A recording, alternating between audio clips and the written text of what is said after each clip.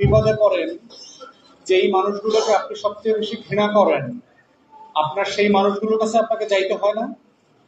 আপনার মেয়ের উপবৃত্তির জন্য, আপনার একটা দুস্থ ভাতার জন্য, একটা বিধবা ভাতার জন্য, বয়স্ক ভাতার জন্য, 30 কেজি সরকারের চাল গমের জন্য কোথায় যেতে হয় আসলে?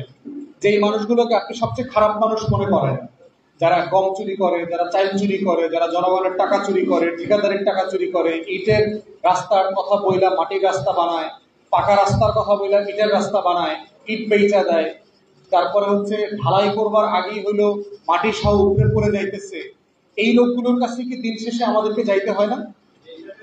তাহলে মানুষগুলোকে আপনি অপছন্দ করতেছেন, ঘৃণা করতেছেন, আপনার ছেলে মেয়েকে বলছেন ওদের মতো হওয়া যাবে না, কিন্তু দিন শেষে আবার আপনি তার কাছে যাইতেছেন।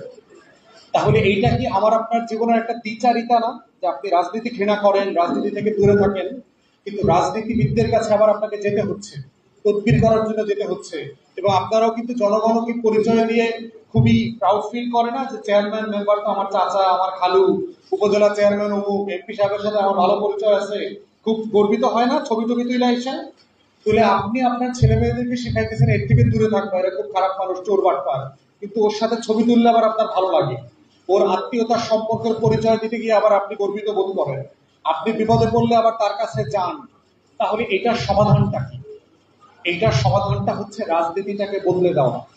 যা রাজনীতির নামে প্রচলিত আছে এইটাকে না বলা। এখন সেইটা কিভাবে বদলাবে? এর আগে তো আমাকে আপনাকে বদলাইতে হবে। যদি আমি আপনি নাগরিক হিসাবে না বদলাই, তাহলে এই রাজনীতির নামে যা চলছে সেগুলো বদলাবে কিভাবে? একটা জেলাতে একটা দলের কাউন্সিল হয়েছে গত কয়েকদিন আগে, সেখানে 2.5 কোটি টাকা খরচ হয়েছে। একটা জেলার একটা দলের সভাপতি সেক্রেটারি হওয়ার জন্য যদি 2.5 কোটি টাকা খরচ করা লাগে, এই টাকাগুলো উঠবে কোত্থেকে? এটা একটা প্রশ্ন না? আমরা যাদেরকে আজকে আহ্বায়ক আর সদস্য সচিবের দায়িত্ব দিলাম, তারা কয় টাকা খরচ করছে জিজ্ঞেস করেন তো। ইকবাল ভাইকে জিজ্ঞেস করেন না, আজকে আহ্বায়ক হওয়ার জন্য উনি আমাদেরকে কয় টাকা দিচ্ছেন? সদস্য সচিব যাকে বানাইলাম আমরা, কামাল ভাইকে জিজ্ঞেস করেন তো কয় টাকা দিচ্ছে সদস্য সচিব হওয়ার জন্য? কোনো টাকা খরচ করতে হয়নি। যে টাকা খরচ করছে তাকে টাকা উঠাইতে হবে না? এটাকে চিন্তা করেন, একটা দলের সভাপতি সেক্রেটারি হওয়ার জন্য যে 1 কোটি টাকা 2 কোটি টাকা খরচ করেছে, সেই টাকাটা তুলবে না? এটা কি খুবই মানে আল্লাহর রাস্তায় মানুষ, মসজিদ করে দিলাম, মাদ্রাসা করে দিলাম, ব্যাপারটা কিরকম? এত ভালো মানুষ হলে তো মসজিদ মাদ্রাসা করে দিত, এতিমখানা করে দিত। তো মসজিদ মাদ্রাসা এতিমখানা না করে একটা দলের সভাপতি হইতেছে কোটি কোটি টাকা খরচ করে, এইটা কি আসলে আল্লাহর রাস্তার কাজ, না এটা আসলে বিনিয়োগ করতেছে? এটা ব্যবসা না? এই ব্যবসাতে সে বিনিয়োগ করতেছে, কারণ সে জানে এইখানে 1-2 কোটি টাকা খরচ করলে বিনা পুঁজিতে, বিনা ঝুঁকিতে আগামী 6 মাসের ভিতরে এটা 10 কোটি 20 কোটিতে সুদে আসলে ফেরত আসবে। এখন এইটা ফিরে আসার নাম কি রাজনীতি? এই রাজনীতিটা বদলাবেন কিভাবে? এই এই যে বিশ্রী বাস্তবতাগুলো চলছে, এটার জন্যই কিন্তু এই মানুষগুলো জীবন দিয়েছে গত বছর। দেখেছেন না এই সাইদের বুক চেতা ছবিটা আপনারা দেখেছেন না? এরকম যে 1400 বাংলাদেশের তরুণরা জীবন দিল, কেন দিল? কারণ তারা বলতে চাচ্ছে যে 2 কোটি টাকা খরচ করে দলের সভাপতি সেক্রেটারি হওয়ার যে রাজনীতি, আমরা এই রাজনীতি চাই না।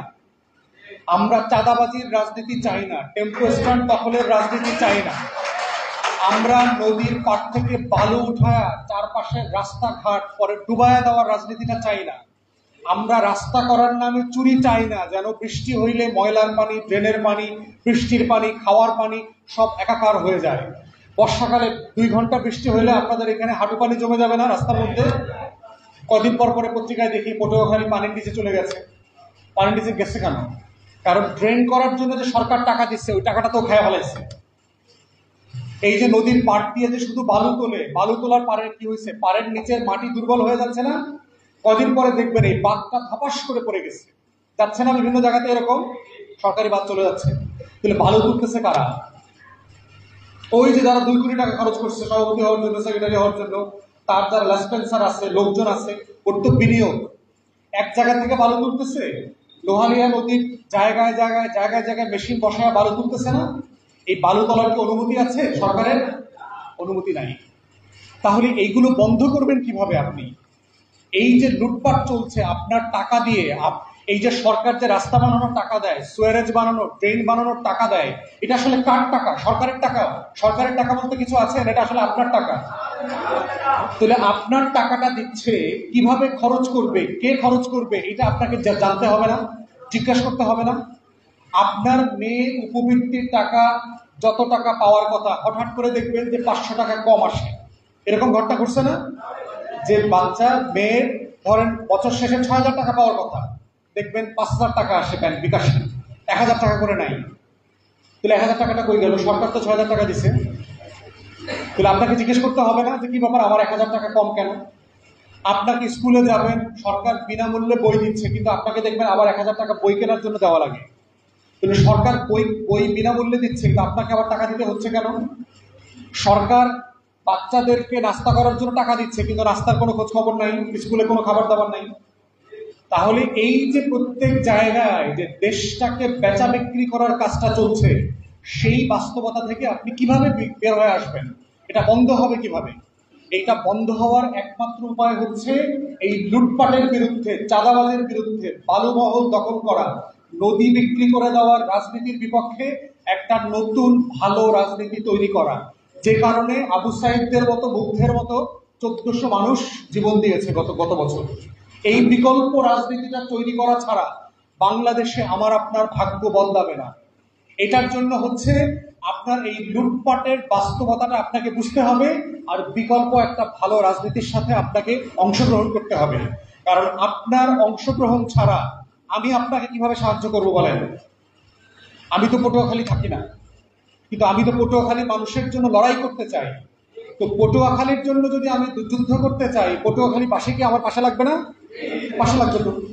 তাহলে পটুয়াখালীর মানুষের অধিকারের জন্য যে রাজনীতিটা হবে, সেই রাজনীতিটাই এবি পার্টি করবার চেষ্টা করছে। এই জন্য আমাদের স্লোগান হচ্ছে, আমরা কোনো ব্যক্তির স্লোগান দেই না, নেতা নয়, নেত্রী নয়, সবার আগে বাংলাদেশ। পিতা নয়, পুত্র নয়, সবার আগে বাংলাদেশ। নেতা নয়, নেত্রী নয়, সবার আগে বাংলাদেশ। পিতা নয়, পুত্র নয়, সবার আগে বাংলাদেশ। এবি পার্টির অঙ্গীকার, রাষ্ট্র হবে জনতা, রাষ্ট্র হবে জনতা, এবি পার্টির অঙ্গীকার। বিভিন্ন রাজনৈতিক দলের স্লোগান শুনলে দেখবে যে সেখানে তারা ব্যক্তির স্লোগান দেয়, অমুক জিন্দাবাদ। আমাদের দলে আমরা এটা স্ট্রংলি অনুৎসাহিত করি যে আমরা কোনো ব্যক্তির রাজনীতি করব না, কারণ আমরা জনগণের রাজনীতি করি। জনগণের রাজনীতির স্লোগানটা হচ্ছে যে আমরা ব্যক্তি পূজা করব না, পরিবার পূজা করব না, আমরা মানুষের অধিকার নিয়ে কাজ করব, জনগণের সেবা, সমস্যা সমাধানের রাজনীতি করব। অতএব এবি পার্টি পটুয়াখালী জেলার দায়িত্বটা কি, কাজটা কি?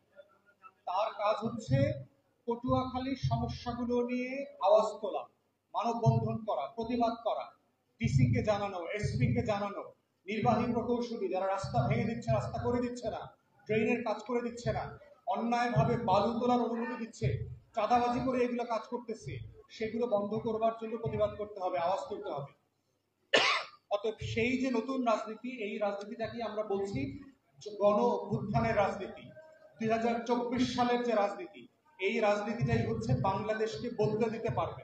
যেই রাজনীতিটাতে হচ্ছে আপনার সমস্যা সমাধান করা হচ্ছে আমার রাজনীতি, আপনার টাকা লুটপাট করে খাওয়াটা আমার রাজনীতি না, বাস স্ট্যান্ড দখল করা, টেম্পো স্ট্যান্ড দখল করা রাজনীতি আমার না, চাঁদাবাজি করে গুন্ডা পান্ডা পোষাটা আমার কাজ না। অতএব সেই জায়গাতে আমরা বিনীতভাবে অনুরোধ করছি, এবি পার্টির এই নতুন ধারার রাজনীতিটাকে বোঝেন আপনারা, বোঝে এটার সাথে অংশগ্রহণ করেন এবং এই রাজনীতিটাকে শক্তিশালী করেন। এই রাজনীতিটা শক্তিশালী হলে আপনি শক্তিশালী হবেন, আপনার অধিকার শক্তিশালী হবে, আপনি লড়াই করতে পারবেন, আপনার অধিকার নিয়ে আমরা আলাপ করতে পারবো, কথা বলতে পারবো, এবং এটাই পারবে শুধুমাত্র বাংলাদেশটাকে বদলে দিতে। তা না হলে এই লুটপাট এবং নগদে বিকাশে টাকা দিয়ে ভোট কেনা বেচার যে রাজনীতি, যে আপনাকে 2,000 টাকা দিয়ে আপনার ভোটটা কিনবে, সে কিন্তু আপনার মেয়ের বৃত্তির টাকা থেকে 2,000 টাকা কেটে নেবে, এটা মনে রাখবেন। যার কাছ থেকে আপনি 5,000 টাকা নিয়ে ভোট দেবেন, সে আপনার বাড়ির সামনের রাস্তাটার ইটের থেকে, সিমেন্টের থেকে ওই 5,000 টাকাটা নিয়ে নিবে। যাকে আপনি টাকা দিয়ে ভোট দেবেন, সে আপনার ওই বাড়ির সামনের নদী থেকে বালু তুলে আপনার বাড়িটাকে পানিতে ডুবায় দেওয়ার ব্যবস্থা করবে। আপনি যদি ভোট দিয়ে, টাকা দিয়ে ভোট দেন, সে আপনার বাসার সামনে ড্রেনটা ভালোভাবে করবে না, প্রতি বর্ষায় আপনার বাসায় পানি উঠবে। এখন আপনি কোনটা চান, যে আপনি একবারে 5,000 টাকা খাইতে চান এবং 5 বছরের জন্য পরাধীন হইতে চান, গোলাম হইতে চান, না আপনি প্রত্যেক দিন স্বাধীন থাকতে চান? তাহলে প্রত্যেক দিন স্বাধীন থাকতে হইলে ভোটটা কি মাথা খাটায়া দিবেন না টাকা খাটায়া দিবেন? কোনটা দিয়ে দিবেন? মাথা খাটায়া দিতে হবে। যেদিন বাংলাদেশের ভোটাররা মাথা খাটায়া ভোট দিবে, টাকা দিয়ে ভোট দিবে না, সেই দিন ভোট পরিবর্তন হয়ে যাবে। সেই দিন খারাপ মানুষরা ভোট পাবে না। এই জন্য আপনাদের দায়িত্ব আছে। হুটহাট করে মিছিল দেখলেন আর নগদে নগদে রাতের বেলা কোরআন শরীফ ধরে ধরে টাকা দিয়ে গেল ভারতে, এই রাজনীতি যদি আপনারা করেন, আপনারা যদি এগুলোর প্রতিবাদ না করেন, এটার ভোগান্তি আমার হবে না, আপনাদের হবে। এটাই বাস্তবতা।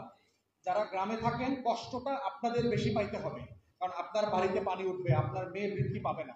আপনার মেয়েকে দুষ্ট ছেলেরা রাজনীতি করে, যারা চাঁদাবাজি করে, ওরা আপনার মেয়েটাকে স্কুলে যাওয়া আসার পথে ডিস্টার্ব করবে, আপনার বোনটাকে ডিস্টার্ব করবে, গাড়িতে করে তুলে নিয়ে যাবে, বদনামি করবে। এটাই হচ্ছে বাংলাদেশের রাজনীতির নামে যত দুষ্টামি আছে, এই দুষ্টামিগুলোই হচ্ছে এখন রাজনীতিতে চলছে। আমরা চাই এবি পার্টির ব্যানারে এবং নেতৃত্বে বাংলাদেশে এই রাজনীতির আর বদল হোক। আপনারাও বদলে যান, আমরা বদলে যাই। আমরা সবাই যদি বদলে যাই, ধীরে ধীরে বাংলাদেশটা বদলে যাবে না? বাংলাদেশটা বদলে যাবে।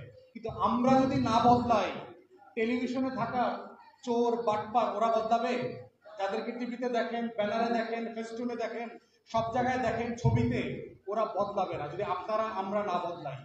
তাই আমরা চাই আমরা সবাই মিলে বদলে যাই, নতুন করে মাথা খাটায় ভোট দেই, রাজনীতি করি।